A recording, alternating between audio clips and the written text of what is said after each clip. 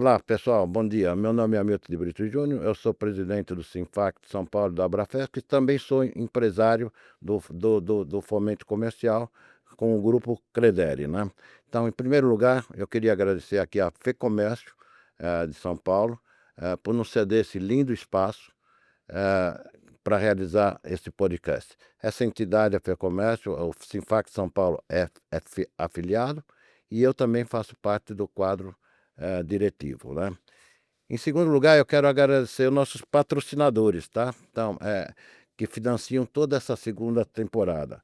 É a BMP, a Canastra, a Quicksoft, a Tercom, a Dimensa e a Grafeno. Então, este é um sétimo episódio da segunda temporada que nós estamos fazendo, que vai ser sobre a consultoria de recuperação de empresas, turnaround. Especialmente, nós vamos conversar hoje sobre muita coisa de recuperação judicial, né? Então, nós trouxemos aqui uma pessoa que é um ícone de mercado, né? Já tem uma empresa Zigen Consultoria. Precisa tomar cuidado, ela se escreve com S, mas se pronuncia com Z, né? Que o sócio fundador dela está aqui está aqui com a gente, né? O nome dele é Fábio Astraucas, e ele, inclusive, é professor, é engenheiro, economista e professor da INSPER nessa cadeira de turnaround de empresas.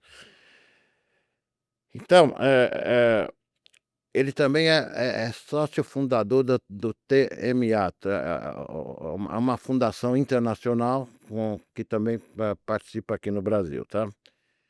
Ao meu lado nós temos aqui o nosso amigo Pio Daniele, uma empresa tradicional no ramo, provavelmente uma das mais longevas que existe, né? Tem 37 anos, se não me engano. 37, faço 29 de julho.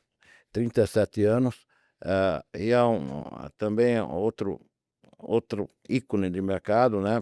Ele já foi presidente do Sinfac de São Paulo também, e inclusive foi a pessoa que me indicou para sucedê-lo, né? Então, eu queria, nesse momento, passar a palavra pro Pio, para ele fazer a apresentação dele, e depois nós passamos para o Fábio contar um pouco a história dele. Milton, muito obrigado pelo convite. Estar com Fábio Austrauska, eu conheço aproximadamente 30 anos e sei o quanto da sua competência, e ele foi um dos precursores. Existiram sim muitas consultorias, mas na atividade focada no nosso segmento, eu diria que ele foi se não o primeiro.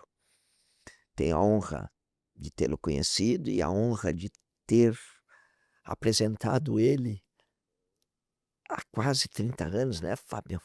Que não 27, 28, porque foi a época que eu te conheci, e faço muito gosto em fazer indicações pela sua competência. Então, meu muito obrigado por estar com vocês e que contem comigo. Vamos que vamos. Muito bom. Então, pediria para o Fábio se apresentar, contar um pouquinho a história dele e da empresa dele. Olá, Milton. Olá, Pio. Um prazer estar aqui com vocês dois. Quero agradecer muito o convite aí, tanto da Sinfac, Abrafesc, esse local da FEComércio, que também é muito agradável, como você mesmo disse aqui, que ele está nos recebendo. É um prazer estar com vocês aqui. Como você disse, sou o Fábio Astrauskas. Eu tenho hoje a missão de estar pilotando, né, comandando ainda a Zigen, que é uma empresa de consultoria que surgiu em 1996. Eu comecei a trabalhar com reestruturação de empresas um ano antes, em 1995, quando eu saí da iniciativa privada, de uma empresa alemã. Em 96, a Zigen foi criada com o objetivo de atuar na renegociação e na recuperação, na reestruturação de empresas que passavam naquela ocasião por dificuldades financeiras. A Ziggy surgiu para isso, para fazer inicialmente um turnaround específico na área financeira, incluindo aí principalmente renegociação de passivo. Naquela época a gente ainda falava do ponto de vista legal da concordata, que era uma lei de 1945, né? E que vinha timidamente com um projeto de lei para uma reforma dessa lei desde 1993, e ele estava lá engavetado, idas e vindas, parado no Congresso.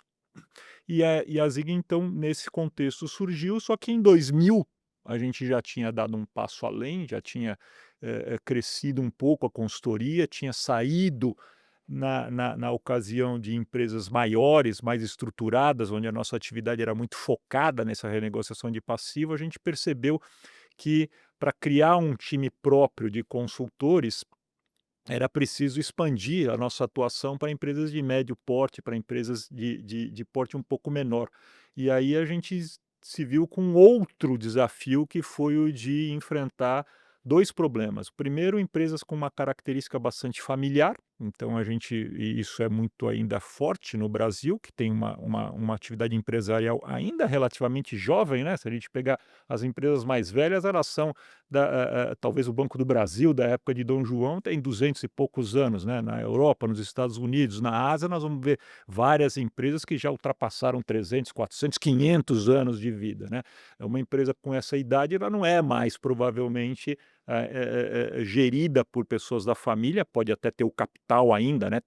As famílias detêm esse capital, mas ela já tem uma gestão que a gente chama de profissional. Não que a família não seja profissional, né? Mas tem características diferentes na sua gestão. Então a gente viu com essa característica. E a segunda, que não era suficiente atuar na área financeira, mas a gente precisava também atuar na reestruturação, nas atividades fim da empresa, seja ela de produzir, vender, né, ou a própria gestão, a maneira como a empresa toma suas decisões estratégicas ao longo do tempo. E aí, assim foi feito. Então, a partir de 2000, quando eu conheci o Pio, então até um pouco menos, né, porque eu estava com 25 anos, né, que a gente se conhece. A gente passou a ter um contato bastante grande com um mundo diferente do mundo de bancos, né? Empresas menores recorrem ainda hoje, né, e cada vez mais, e os FDICs, as factories, as securitizadoras, elas têm um papel muito importante nesse fomento da atividade financeira das empresas, da atividade industrial das empresas. E a gente começou então a ter contato com essas entidades que não bancos, né, para negociar. E aí nós vimos que essas empresas de fomento, de securitização, de factoring, elas atuavam de uma maneira bastante importante no dia a dia da empresa, principalmente suprindo a falta, a necessidade do capital de giro dessas empresas. E isso fez com que nós, ao longo do tempo, nos especializássemos em fazer uma gestão do fluxo de caixa dessas empresas e poder dar uma segurança não só a o nosso cliente, que são as empresas em dificuldade, mas também aquele financiador, né? Não só bancos, mas essas instituições das quais nós estamos falando aqui, que fazem esse tipo de fomento. Então a Ziggy surgiu e foi caminhando dessa maneira, principalmente a partir dos anos 2000. A gente reconheceu ao longo desse tempo de que a crise financeira de uma empresa, ela na verdade é reflexo de problemas que nascem na atividade fim da empresa, produzir e vender, ou, e às vezes né, na gestão da empresa, como eu disse, na maneira como elas tomam as suas decisões estratégicas ao longo do tempo. Então, a ideia da reestruturação hoje, ela deve ser vista não apenas do ponto de vista financeiro, não apenas como uma renegociação, um alongamento da dívida, um pedido de carência ou uma redução de despesas financeiras, mas principalmente como uma mudança cultural e uma mudança de condução da atividade da empresa no que se refere à sua produção, no que se refere à sua o seu olhar mercadológico, o seu posicionamento mercadológico e a maneira como a empresa é gerida. Então é assim que a gente hoje trabalha com esse viés. Temos cerca hoje de 80 consultores que nós temos à nossa disposição. A gente está com alguma coisa em torno de 40 projetos ativos, mas já tivemos aí talvez uns 450 clientes, 500 clientes ao longo desse tempo, parte deles, e você mencionou no início aí da sua fala, que acabaram necessitando da recuperação judicial. Mas vale lembrar que nem sempre isso é necessário, né? Nem sempre uma empresa precisa, para se reestruturar, recorrer a uma recuperação judicial. Nesse meio tempo, eu acabei, além dessa minha atividade profissional de consultoria, eu me interessei sempre academicamente muito, tive um interesse acadêmico muito forte pelo tema, acabei fazendo a primeira dissertação de mestrado sobre o tema de recuperação judicial no Brasil. Isso foi até antes da lei ser aprovada, em 2003. Fui um dos fundadores, né, do TMA, que é a Turnaround Management Association, que é uma empresa que é uma associação que tem no mundo todo, e aqui no Brasil o capítulo ajudei a fundar com muito orgulho. Hoje é uma grande instituição aí que congrega em consultorias, bancos, escritórios de advocacia, os mais relevantes nessa área de recuperação judicial, e fui convidado, e estou desde 2011 na cadeira lá de coordenador do INSPER na área de recuperação judicial. Então eu tenho um interesse, né, muito grande, e por isso que eu estou, de fato, muito feliz de estar aqui batendo esse papo com vocês sobre reestruturação de empresas, que é um tema que me agrada muito, não só profissional, mas academicamente também. Fábio, uma pergunta. Tenho ouvido falar, se sente muito em bastidores, em conversas, que a recuperação hoje tornou-se uma indústria da recuperação. Faz sentido isso ou não? É, eh, quando a gente fala da indústria da recuperação, esse é um nome, às vezes, um pouco batido, né, Pio, porque a gente vê que tudo pode se transformar numa indústria. Obviamente que quando a gente tem um produto muito bem especificado, a recuperação judicial é um produto, né, muito bem especificado, acabam surgindo empresas que se dedicam, né, a entregar bem este produto para os seus clientes e trabalhar bem isso. Então, ao longo do tempo, de 2005 para cá, e lá se vão 20 anos, né, nessa reforma de lei, ela foi criando profissionais especializados para tratar desse tema, principalmente escritórios de advocacia, mas não só, né. Então há empresas de consultoria, como a minha, que atuam também, né, na recuperação judicial. Há empresas que financiam especificamente empresas em recuperação judicial.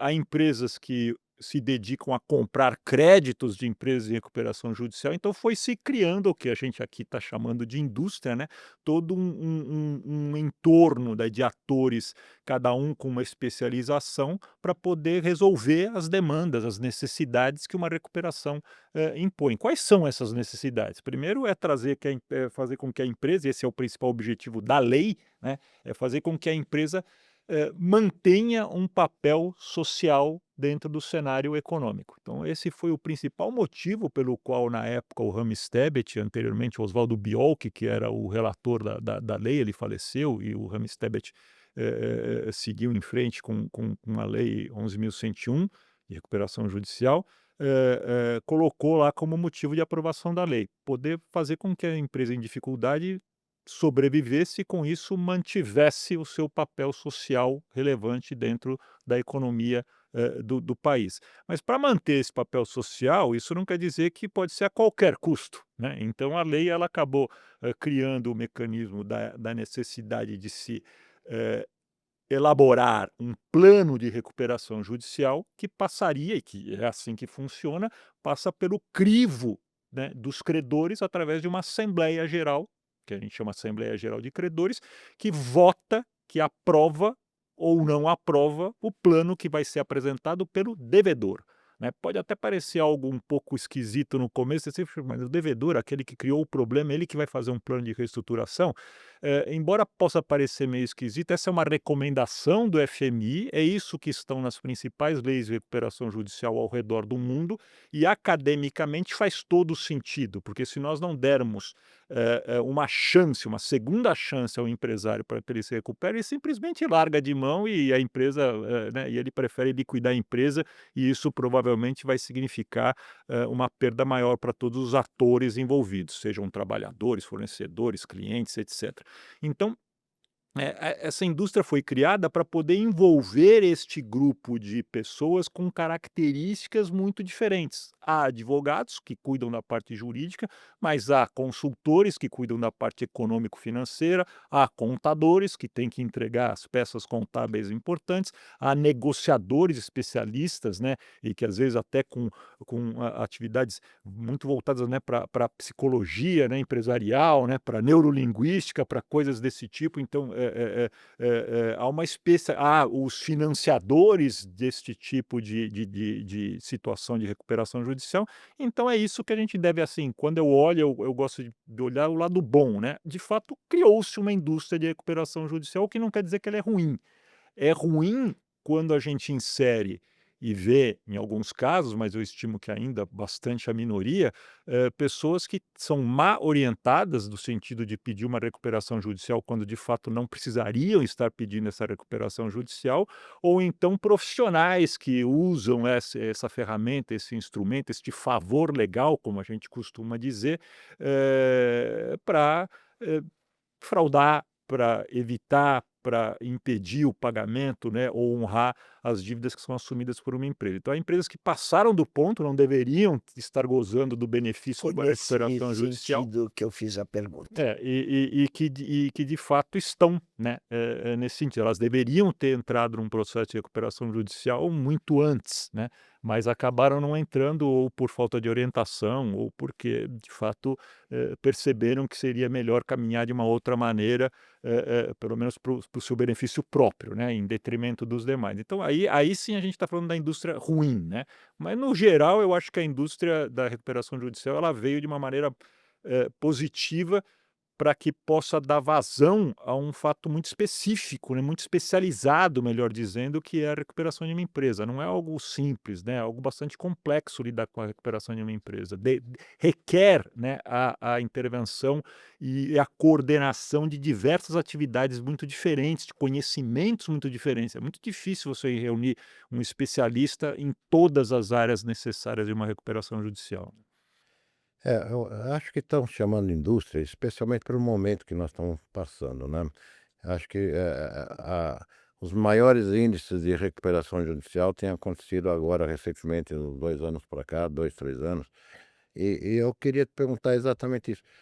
Qual o motivo dessa explosão, né, de recuperações judiciais da economia? O co po a lei já tem alguns anos, eh, ela e agora mais do que nunca é que está acontecendo. O que que mudou na economia? Você agora aprofundou bem a questão, Hamilton, bom você ter tocado nesse assunto, porque quando a recuperação judicial surgiu, né, no Brasil, obviamente até pelo ineditismo, né, pela novidade, havia poucos especialistas nisso, né, havia na verdade vários desbravadores aí envolvidos nesse processo e ela foi, ali sendo lapidada, né, ao longo do tempo por juristas, por advogados, por consultores, né, por entidades aí financiadoras. Eh Quando a gente atingiu a maturidade da lei, o que se percebeu é que a gente tinha algo mais na época, algo mais ou menos em torno de umas 1000 recuperações judiciais por ano. Era o que devia se esperar mais ou menos no país, para o tamanho da nossa economia e para o tipo de lei. Mas veio uma crise muito forte em 2015, 2016, principalmente, no segundo governo da Dilma, que fez com 2 coisas acontecessem. A primeira foi uma recessão muito grande, uma queda da atividade econômica, que por si só, né, é um elemento que leva várias empresas a terem dificuldade, que portanto vai, né, aumentar necessariamente o pedido de recuperações judiciais. E o segundo, mas mais importante fato, é que acompanhado desse processo de recessão, a gente teve uma elevação muito grande naquela época da taxa de juros, né, a taxa básica de juros que acaba acarreando, levando, né, isso para as taxas de financiamento, para consumidor final, para as empresas, para todas elas.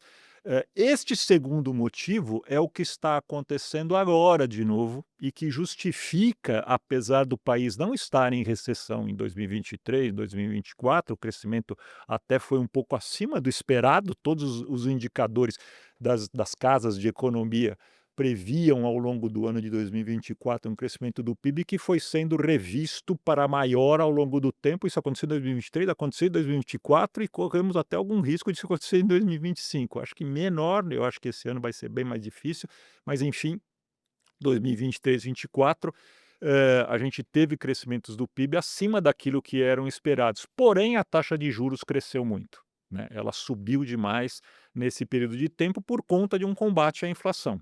Isso trouxe dois problemas. O primeiro, a inflação por si só já é uma distorção que acaba levando algumas empresas que gerem melhor, principalmente o seu estoque, e estamos falando aí de um dos elementos principais do capital de giro, né? Quantos a pagar, quantos receber e estoque, leva a que a gestão do estoque mal feita num ambiente inflacionário desregula toda a empresa, faz com que ela perca margem, com que ela perca condição de competitividade. E o segundo ponto, a taxa de juros, que afeta o que a gente costuma dizer abaixo do EBITDA, né, que é o ganho antes dessas despesas financeiras, e que por mais que haja geração de EBITDA positivo por parte da empresa, ele não é suficiente para ir carregando, cumprindo as obrigações e despesas financeiras, aquelas que estão abaixo, né? Aquelas letrinhas abaixo do EBITDA, por exemplo, o I, né? Do income da taxa de juros. Então, isso fez com que várias empresas desorganizadas, né? Do ponto de vista financeiro, que tinham ali empréstimos de curto prazo, na renovação dos seus empréstimos, acabam pegando juros maiores, não vão conseguir honrar, e isso vai levá-las a uma necessidade de reestruturação e renegociação. E daí aumenta o número de pedidos de recuperação judicial consequentemente. Ele é reflexo, o número de recuperações judiciais hoje no Brasil, o maior, ele é reflexo de três fatores. Primeiro, há uma especialização maior e há uma divulgação maior, né, por parte de escritórios de advocacia e de consultorias que acabam recomendando esta ferramenta, corretamente ou não, né, boa parte das vezes até corretamente. Segundo, há essa desregulação por parte da gestão da empresa, principalmente no que se refere a estoque, no seu capital de giro, mais genericamente. E o terceiro, há um componente muito forte de despesas financeiras apertando a empresa e fazendo com que ela fique com dificuldade de renovar, de realinhar suas taxas suas linhas de crédito, principalmente de curto prazo. Então essa virou uma tempestade, né? Não vamos chamar de uma tempestade perfeita, né? Porque perfeito é algo que deveria ser conotado a uma coisa boa, né? E na verdade a gente está numa tempestade muito ruim, né? Que é essa de pedido de recuperação judicial, que deve, portanto, Hamilton, e aí complementando a tua observação bastante importante aí, deve permanecer alta ao longo desse ano de 2025, porque tudo leva a crer, né, que a gente vai continuar com taxas de juros bastante altas ainda durante todo o ano de 2025, até com uma próxima reunião de Copom elevando essas taxas de juros. Para quem está assistindo aqui no podcast, nós somos às vésperas aí de uma reunião de Copom. Para quem pegar depois vai saber se a gente acertou ou não, né? Mas provavelmente a taxa de juros vai subir mais uma vez agora na próxima reunião de Copom e vai permanecer assim durante o ano de 2025. Então as expectativas são de continuidade, ainda não vai cessar esse movimento de recuperações judiciais. Infelizmente, não. Mas aquele primeiro fator que você falou, a recomendação, é um fator novo. Por exemplo, o agro nunca teve tantas recuperações judiciais como está acontecendo agora.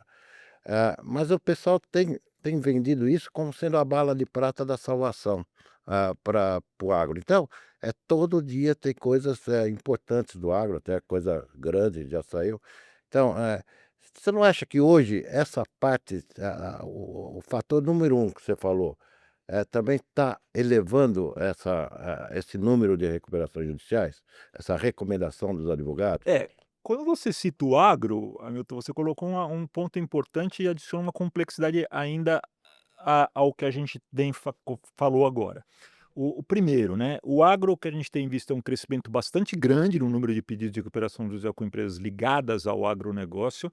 Isso porque, vamos lembrar, quando a lei surgiu, ela excluía, né, na sua redação, desculpem, ela excluía a possibilidade de pedido de recuperação judicial por parte do produtor rural.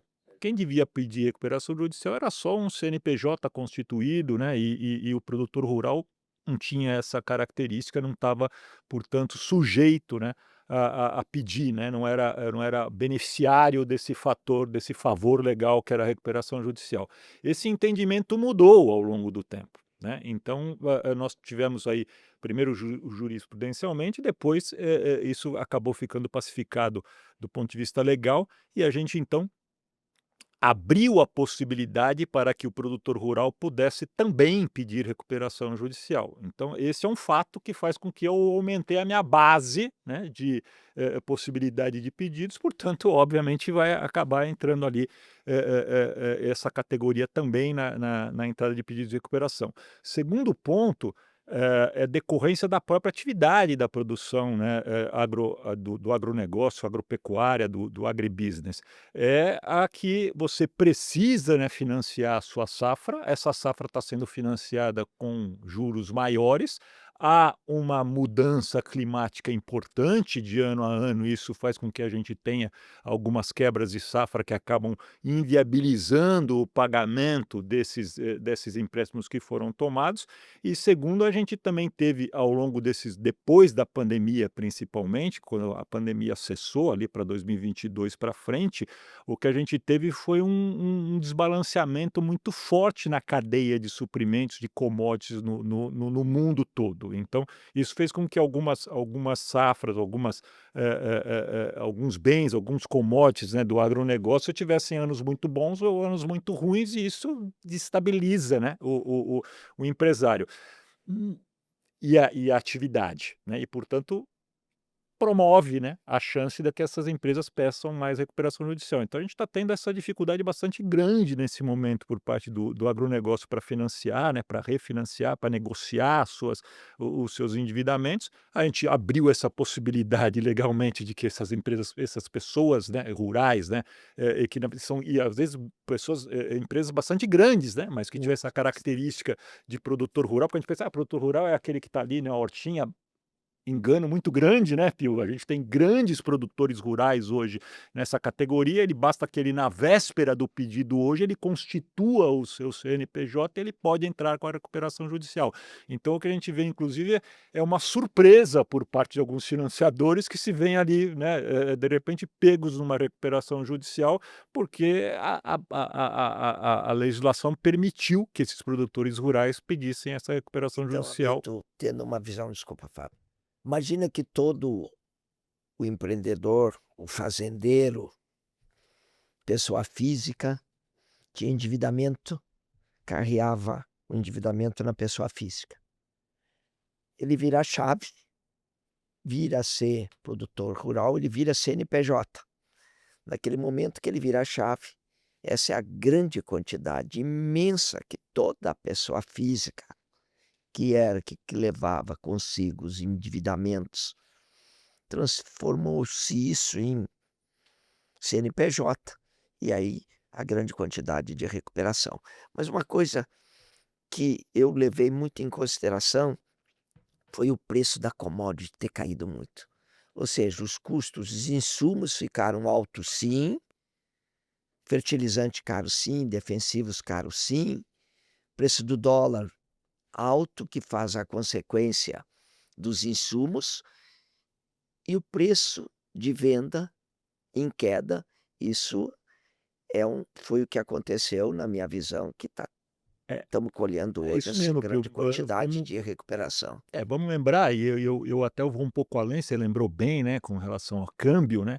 A gente não está falando apenas de um dólar alto, porque o dólar baixo ou o dólar alto, ele não necessariamente leva a empresa a uma situação de crise. O que leva a empresa a uma situação de crise nessa situação cambial, né, o que pode ajudar, que pode aumentar o problema, é a volatilidade da moeda. O que a gente viu foi um câmbio oscilando muito ao longo dos 2 últimos anos, para cima e para baixo, né, nesse momento para baixo, mas nós chegamos a ter ele lá para cima, e eu vou mais um elemento que você também citou, que os insumos, de fato, também por esse desregulamento das cadeias de produção de suprimento, mundial aí com a pandemia e com a guerra entre Rússia e Ucrânia. Vamos lembrar, a Ucrânia é um dos maiores exportadores de fertilizantes do mundo, né, encareceu, o preço dos fertilizantes, que é um insumo super importante, e o momento entre o plantio e a colheita, você tinha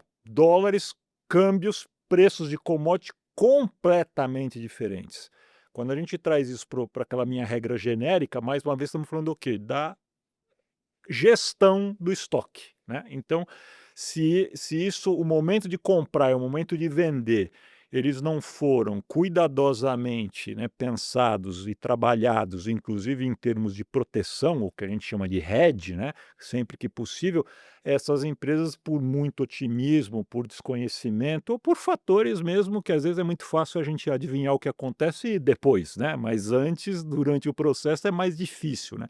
E o agricultor, ele lida muito com essas incertezas, né, e aí não estamos falando de risco, né, estamos falando de incerteza, o que é muito pior, né, porque não sabe o que vai acontecer, né. Então esse ambiente onde você não sabe o que vai acontecer é aquele que todo mundo quer fugir do problema, e é algo, o risco tudo bem, você calcula, acha a probabilidade de acertar, errar, mas as incertezas acabaram sendo muito grandes nesse setor. Não estou aqui justificando mais uma vez, né, se boa parte desses empresários deveriam ou não ter pedido recuperação judicial, mas o fato é que as condições para que isso aconteça estão aí, e a gente está vendo esse aumento bastante grande nessa categoria, né, do produtor rural pedindo recuperação judicial. Entrando agora na seara da consultoria, a gente olhando o teu site vai ver que você tem muitos parceiros financeiros, né, 60 ou 90, não é. Esses parceiros financeiros, eles, eh financiam essas empresas, que estão com problemas de crise de caixa e tudo mais. E você como consultor, eh eh, você tem tanta consultoria pré-recuperação judicial como consultoria pós-recuperação judicial. Então a minha pergunta é, naqueles casos de que, você é uma consultoria, pré-recuperação judicial, como fica a tua situação perante o teu parceiro? Ele era um parceiro, financiava e entrou em recuperação judicial. É uma situação constrangedora ou não acontece? Como funciona isso? Boa Hã? pergunta, porque parece um momento conflitante, né, mas faz sentido a pergunta. Primeiro, importante, a gente de fato hoje lida ali no dia a dia, né, conhecer, até porque estamos há tantos anos no mercado, eu quando eu falo isso olho para o Pio, porque o Pio está até muito mais tempo do que eu, a gente conhece aí literalmente centenas, né, de FDICs e de factories, mas a gente atua hoje em torno de umas 70, 80 casas aí de fomento, vamos chamar assim, né, entre FDICs, factoring, securitizadoras e bancos. Esse constrangimento que vocês estão citando, ele acontece principalmente, e todo tipo de constrangimento nessa área, ele acontece principalmente quando você alimenta falsas expectativas para aquelas pessoas que estão envolvidas no processo. Então, quando a gente está pegando uma situação de pré-recuperação, e vamos dizer assim, um ambiente onde não há uma recuperação, onde você se propôs a fazer uma reestruturação sem lançar mão, pelo menos prioritariamente ou planejadamente, de uma recuperação judicial, onde a gente entendeu que não era necessária pedir uma recuperação judicial e nós vamos buscar a reestruturação através da renegociação, através do refinanciamento, através da reposicionamento da empresa, mas sem pedido de recuperação judicial, e isso é comunicado aos financiadores. Então, se a empresa, no decorrer desse processo, muda de ideia ou as condições mudam e ela entra em recuperação judicial, a possibilidade desse constrangimento acaba surgindo, né. Então, como é que a gente lida com isso lá na Ziggen? A gente busca, primeiro colocar dentro do processo de reestruturação aquelas entidades que já estavam dentro do processo quando a gente assume a Entendi. consultoria, quando a gente é contratado. A gente não adiciona, prioritariamente, preferencialmente, novas entidades financeiras. Então a gente dá a oportunidade para aquele que está dentro do problema, o problema foi detectado, a gente faz, regra geral, uma apresentação da situação da empresa, daquilo que está sendo visto, olhado, o que nós estamos planejando para que a empresa possa reestruturar, quais são as nossas necessidades. Às vezes isso é muito duro, passa por um pedido de redução de taxa, passa por um pedido de carência. O processo de reestruturação ele é sempre muito doído, né? Assim como é a gente fazer qualquer tratamento médico, né? Ele é sempre muito doído, ou quase sempre muito doído. E aí, a partir daí, essas entidades que estão no projeto, elas se manifestam, né, no interesse de aprovar essa ideia ou não, de seguir em frente nesse projeto de reestruturação ou não. É óbvio que ao longo do tempo outros fatores podem acontecer, né, podem aparecer dívidas que não foram, bem mapeadas, então esse é um problema, então o diagnóstico, olhar, aprofundar a situação na empresa é uma tarefa importante de qualquer empresa de consultoria que pretenda, né, ter sucesso nessa atividade de turnaround, é poder enxergar, né, exatamente não só aquilo que o empresário coloca, mas aquilo que o empresário não coloca, né, não expõe, não diz, né. E às vezes não é que ele não diz porque ele quer esconder, às vezes ele mesmo não tem ideia da gravidade, né, e da profundidade dos problemas que estão em torno dele. Vou dar um exemplo muito grande, a parte fiscal, por exemplo, a parte tributária, ela é comumente ela é desprezada, ela é pouco olhada pelo empresário e ela acaba pressionando a empresa em alguns momentos específicos, né, como um bloqueio de faturamento, uma penhora, regimes especiais e que podem modificar a situação totalmente da reestruturação da empresa. Então, todos esses fatores, óbvio que quanto mais bem mapeados, né, melhor o diagnóstico. Então, mapear bem a situação da empresa é muito importante para evitar essa frustração de expectativas e esse constrangimento, né, que a gente está citando.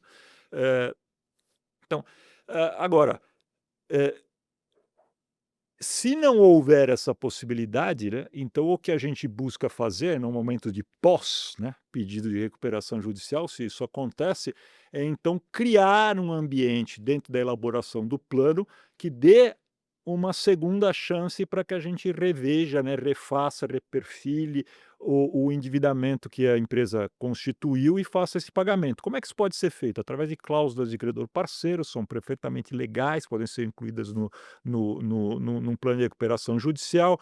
Hoje a gente tem, desde 2020, foram criadas cláusulas específicas dentro da lei, né, artigos, né, específicos dentro da lei, que melhoram um pouquinho o que a gente chama hoje no mercado de DIP, né, o DIP Financing, que é uma maneira, o Debtor in Possession, né, que também é uma modalidade trazida lá, né, dos conceitos americanos, que traz a possibilidade de que aquele que tem, né, algum tipo de colocar dinheiro na empresa, financiar a empresa, tem uma prioridade para receber isso ao longo do processo de reestruturação.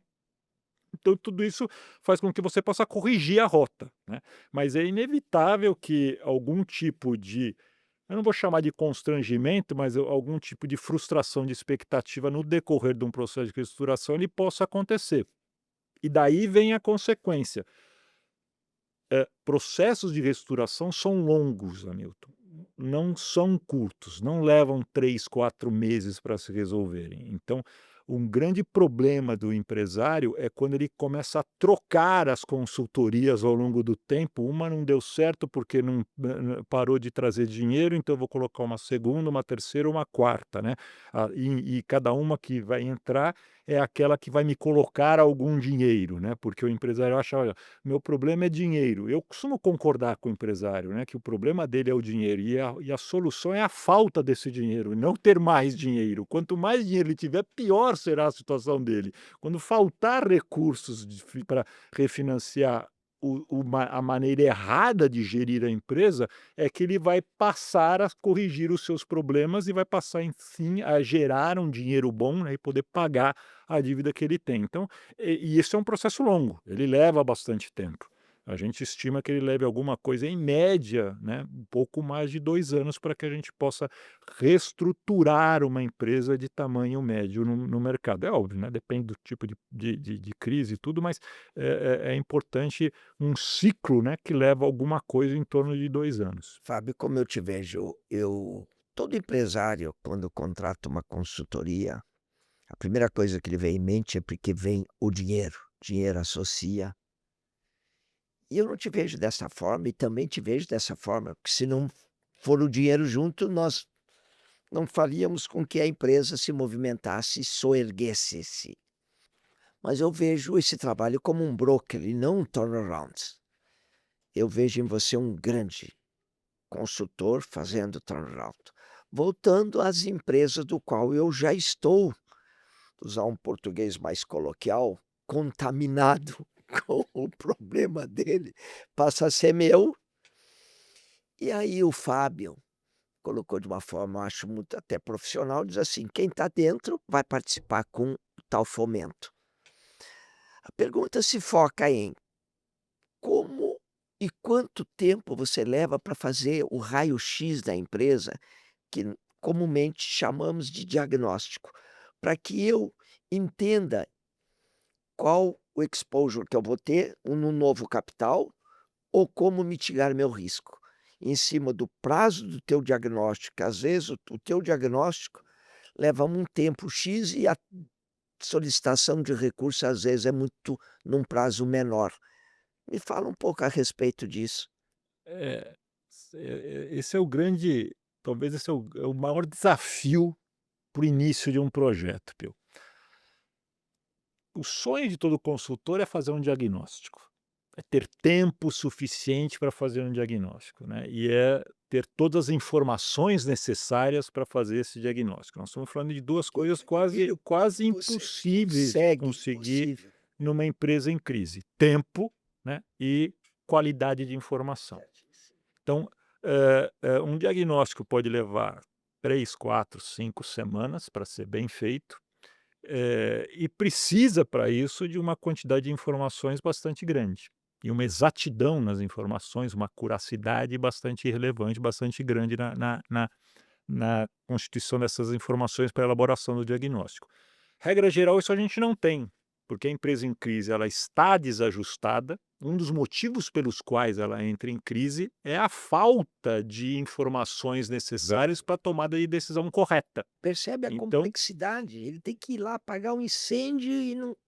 então o que a gente costuma fazer é esse diagnóstico em camadas, em etapas. A gente primeiro faz o que eu costumo chamar de uma avaliação preliminar, e ela é rápida, e ela tem que ser rápida, porque imagine uma pessoa na UTI, você não pode pedir um exame de sangue e levar 4 dias para o exame de sangue ficar pronto, porque ela Claro, vai morrer. sim. Então você tem poucas horas, você tem que ter o exame de sangue ali detectado, a interpretação da ressonância magnética feita e assim por diante. Então, a gente tem um escritório hoje bem preparado para fazer esse diagnóstico, para fazer esses exames, né, e para dar o resultado desse exame, e quando a gente não encontra a informação, nós colocamos uma equipe para extrair essas informações junto com o empresário. Então a gente vai para dentro do caixa da empresa e ali, regra geral, como o sangue circulando, né, no ser humano, a gente percebe rapidamente, o sangue leva algumas horas, né, para circular dentro do ser humano.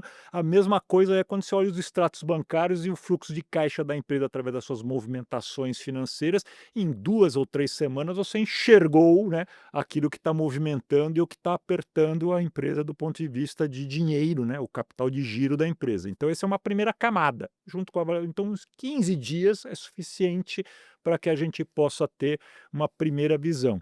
O algo mais aprofundado vai levar mais tempo, né? Quanto mais organizada a empresa tiver, mais tempo vai levar para ter. Mas a gente consegue levar isso em camadas e ir apresentando isso para os credores à medida que a gente vai tendo a informação.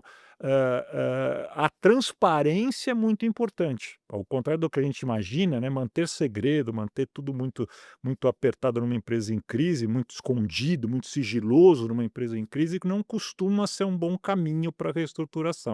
É preciso reconhecimento dos erros, das carências, e é preciso expor isso para que o financiador, e quando eu estou falando financiador, não só o financiador de dinheiro, mas o fornecedor, o trabalhador, os demais agentes envolvidos, eles possam entender em que ambiente eles estão e com isso a gente consegue trazê-los para um ambiente de tour de force, né, vamos chamar assim, para levar a empresa para reestruturação. Há uma boa vontade por parte até de clientes, né, há clientes que, dão prazo e que de repente se dispõem a comprar à vista, se dispõem a aumentar o pedido, desde que eles entendam o processo no qual eles estão inseridos, né. Se ele não sabe, se ele não enxerga, né, ele acaba criando, né, rumores, ações reativas e se recusa a participar do projeto, né. E a gente não vai ter esse projeto, com sucesso ao longo do tempo. No pós-recuperação, por exemplo, antes da recuperação, se um cedente nosso fica devedor, a gente tem a possibilidade de fazer acordos de pagamento parcelado, desconta uma percentagem na operação, tudo mais. Então a minha pergunta é: pós-recuperação, existe qualquer possibilidade nesse sentido também? Você participar, qual a vantagem do credor participar, numa empresa que já está em recuperação judicial? Há várias maneiras aí de da gente interpretar isso, né. Primeiro a gente precisa entender do ponto de vista legal o que é possível e o que não é possível. Fazer qualquer tipo de pagamento relativo às dívidas que foram arroladas, né, constituídas no processo listadas, né, na lista de credores, eh em uma recuperação judicial, fazer esse pagamento fora, né, do estabelecido no plano que tem que ser aprovado na Assembleia é ilegal e constitui uma fraude a credor. Então a gente não pode fazer pagamentos, ainda que a gente gostasse de fazer, quisesse fazer, ache necessário fazer, compreenda, né, as necessidades, isso não pode ser feito do ponto de vista legal. Porém, o que pode ser feito, e a lei acabou para poder dar uma maneira de uma alternativa de saída para essas situações, é como eu falei aqui, o DIP, então é uma maneira que aquela empresa, aquele financiador, aquela entidade que acredita no processo de reestruturação, ele tem como colocar dinheiro nesta empresa pós pedido de recuperação judicial mediante algumas garantias e ele tem o privilégio de recebimento disso no caso da empresa não seguir em frente, não ter sucesso na sua reestruturação, e um pouco mais alongadamente é possível fazer isso legalmente, né, e dentro dos aspectos de recuperação judicial, dentro daquelas cláusulas que eu mencionei aqui anteriormente de credores parceiros, de pagamento acelerado, né, da recuperação judicial, onde você pode dizer, por exemplo, né, uma situação hipotética, você tem 2 tipos de fornecedor, seja de dinheiro, seja de bem, seja de serviço, seja do que for, um que continua a te fornecer pós pedido de recuperação judicial e um que se nega a continuar fornecendo. E é o direito dele, né? Não vou mais fornecer, tenho o meu crédito a receber, vou esperar a aprovação do plano, se houver, para ver como é que eu vou receber. E nem sei se vou votar a favor ou contra. E tem aquele que provavelmente vai votar a favor, né, porque continua fornecendo e que está ali e diz: "Olha, eu estou fornecendo, mas estou com um valor pressionado aqui". Você pode estabelecer, né, como cláusulas de plano para aprovação, que aquele credor, né, que continuar aquele fornecedor de dinheiro, de bem, de serviço, que continuar fornecendo e continuar se relacionando comercialmente com a empresa, ele tem uma condição diferenciada de recebimento, seja em prazo, em juros, seja lá no que for, com relação àquele que se negou, que não está fornecendo. Então essa cláusula de credor, que a gente costuma chamar de credor parceiro, né, ela é possível fazer. O que eu não posso fazer é estabelecer nominalmente alguém. Eu não posso dizer assim: "Olha, eu irei pagar o Pio Ah, e não irei pagar o Hamilton depois do pedido de recuperação judicial", né. Então: "Olha, o Pio eu quero pagar, o Hamilton eu não quero". Isso eu não posso fazer. Então as cláusulas de credor parceiro, elas vão ser elaboradas de maneira que qualquer credor, dentro daquela classe ao qual ele pertença, né, e as classes do plano ali definidas em lei, classe um, 2, 3 e 4, e as subclasses, né, que a gente vai criar, ele possa se eleger dentro daquela subclasse. Então, se eu dei a condição, por exemplo, para o Pio, o Hamilton também terá que ter os mesmos direitos e a mesma opção de aderir ou não àquela cláusula. Eu não posso montar uma cláusula que eu exclua, né, a possibilidade, né, do, por exemplo, o Hamilton ou de algum fornecedor aderir a essa cláusula. Então essas cláusulas precisam respeitar, né, o que a gente chama lá no direito, né, de par conditium creditorium, né, quer dizer, dar as mesmas condições aos credores, né, de recebimento e de interpretação ali do plano de recuperação. Então é dentro desse aspecto, mas é possível fazer. Então, algo para que possa incentivar, né, desde que a empresa acredite, ela possa estar incentivada a participar, né, do processo de reestruturação e de recuperação da empresa. As gestoras e os bancos, por exemplo, têm uma prática de fazer uma provisão de devedor de PDD, praticamente de 100% para empresas em recuperação judicial, para bancos, mas os FDICs é um pouquinho menos, né, em volta de 45, 50%. Então, isso é uma desvantagem, para o cotista, para o coisa, né. Então, a minha pergunta, era exatamente relacionada a essa situação. Se, como fazer para motivar o financiador a participar? Ele já sai com uma desvantagem de cara, de PDD, certo? Então, você já explicou que é possível fazer algumas coisas, mas também parece que ele tem alguns privilégios no sentido que ele tem preferência, né, ele é o primeiro. Então, os 45%, por exemplo, que estão falando em fazer de provisão nos FDICs, depende de cada gestora, eh, deve ser um percentual estimado de quantas quebram, quantas chegam à falência de verdade. Então a minha pergunta é, na tua experiência passada, eh, qual que é o índice de empresas que estão em recuperação judicial, que se soerguem, que se recuperam de verdade, e qual é as que vão para a falência? Tanto com você ou do mercado? Qual que é essa expectativa? Aí vem uma maneira bem ampla de poder responder essa questão, e muitas vezes já essa pergunta foi feita e de uma maneira e a resposta acabou, levando a algum tipo de problema, de má interpretação. A gente precisa tomar muito cuidado não só na pergunta quanto na resposta, né. Quando a gente fala de recuperação judicial, Hamilton, e a gente segue exatamente os tempos legais e os prazos legais para o processo de recuperação, a gente vai perceber que o índice de cumprimento desses prazos e desses tempos ainda é muito baixo no Brasil. Antigamente, não mais, porque foram criadas varas especializadas agora e o processo começou a andar mais, nós tínhamos recuperações judiciais que levavam anos até serem votadas em assembleia. Do ponto de vista de reestruturação, em que cenário, em que caixinha eu coloco essa empresa? Na de sucesso ou na de insucesso, né? Então, algumas respostas menos cuidadosas levaram a questões do tipo: só 1% das empresas que entram em recuperação judicial saem da recuperação judicial. Porque se você olhar do ponto de vista estritamente legal, apenas 1% conseguia entrar na esteira da das regras de recuperação judicial. Vamos lembrar que um pedido de recuperação judicial, ele deve ter até entre o pedido e a assembleia 150 dias para que eles tenha a assembleia. Ainda hoje, com as varas especializadas, isso é praticamente impossível de acontecer. Onde eu encaixo essas empresas que passaram dos 150 dias? No insucesso ou no sucesso, né? Então, esse é o primeiro ponto. Se a gente excluir essa parte estritamente legal, né, e que a gente tem até um instituto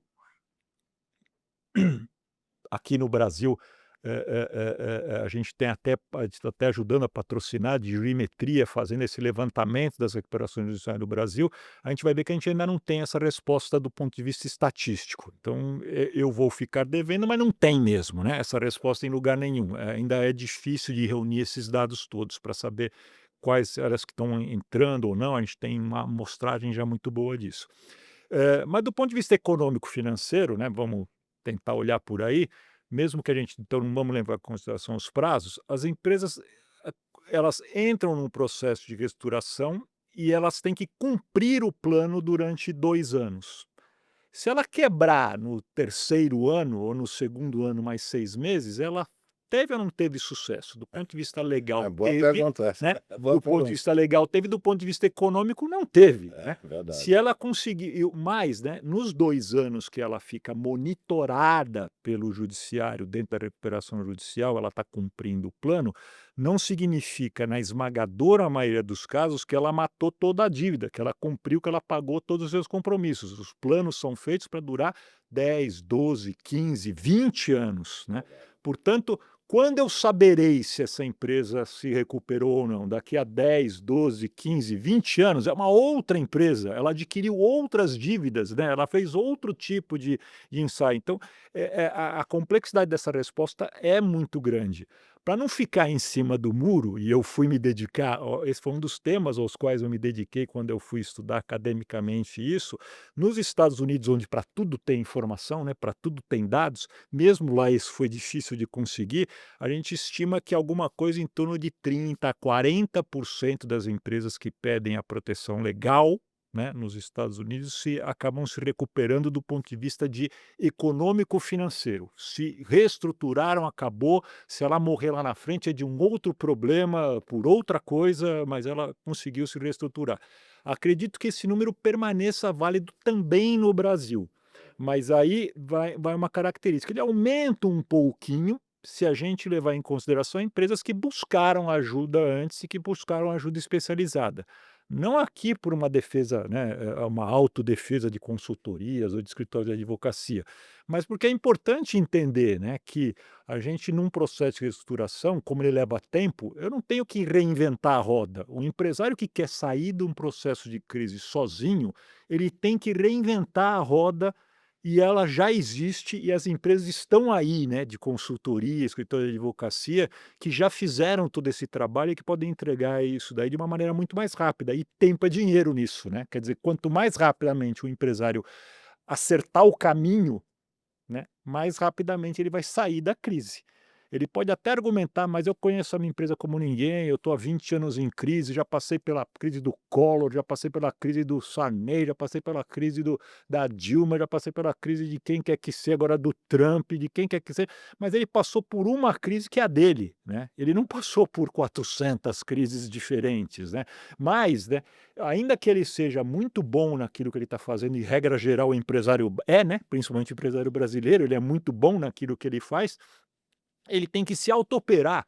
É difícil, né, você cortar a sua própria carne, né, para poder se salvar. Então, obviamente um especialista, alguém que está do lado de fora vai fazer isso, né, com um sangue frio, talvez mais adequado para o momento que a empresa precisa para se reestruturar. Então, entender esse casamento entre a visão, a experiência do empresário e a experiência da consultoria em reestruturação, ela é muito importante, aumenta o grau de reestruturação, mas deve ficar, Hamilton, em torno desse número que eu estou te falando, não vai fugir muito disso não, no final das contas, porque as empresas, elas demoram muito para se pedir a reestruturação. Se elas fizessem isso quanto antes, o índice seria provavelmente maior, mas o empresário, não só no Brasil, no mundo todo, ele é muito otimista, né, e ele acha que vai resolver os problemas sempre. Muito bom, professor Fábio, nós já estamos com mais de 60 minutos, nós vamos precisar encerrar e esse papo poderia seguramente seguir por outra 1 hora. Muito Então, bom, agradecer excelente, muito grande mestre. a sua presença aqui, a sua participação, brilhante participação. Você é muito bom orador, tá de parabéns. Então, vamos convidá-lo, inclusive, para outros eventos nossos, se Deus quiser, tá? Então, eu queria passar a palavra para o Pio, fazer considerações finais também. Você já concluiu no todo. O Fábio, a sua oratória é perfeita, mas é perfeita porque ele tem um conhecimento de causa muito profundo, tá. Então, Fábio, meus cumprimentos, foi maravilhoso estar aqui presente. Eu já te conheço, mas ouvindo fica melhor ainda. Obrigado por eu ter participado. Eu gostaria muito de te convidar, já há algum tempo já havíamos falado a respeito disso, de você fazer uma palestra na minha empresa, do quanto você é conhecedor de toda essa matéria para passar para os nossos executivos. as agruras que são o nosso dia a dia. Tem muito, muito, muito mais coisas do que nós falamos aqui e que com os seus préstimos o mercado está muito bem abastecido de profissionais da tua equipe. Meu muito obrigado de ter participado, Hamilton, obrigado pelo convite, obrigado, Fábio. Fábio, suas considerações finais. Só Vai. tenho a agradecer a oportunidade que vocês estão me dando aqui para a gente bater um papo sobre esse tema que é tão apaixonante para mim e para vocês, né, e fica aqui então aberta, né, já que a gente tem essa possibilidade de falar sobre esse assunto tantas outras vezes, a gente participar de uma outra temporada aqui do podcast, Ah, que é se um Deus quiser. sucesso de vocês, né, e que eu fico muito feliz de estar participando. Muito obrigado. Nós que agradecemos. Muito obrigado.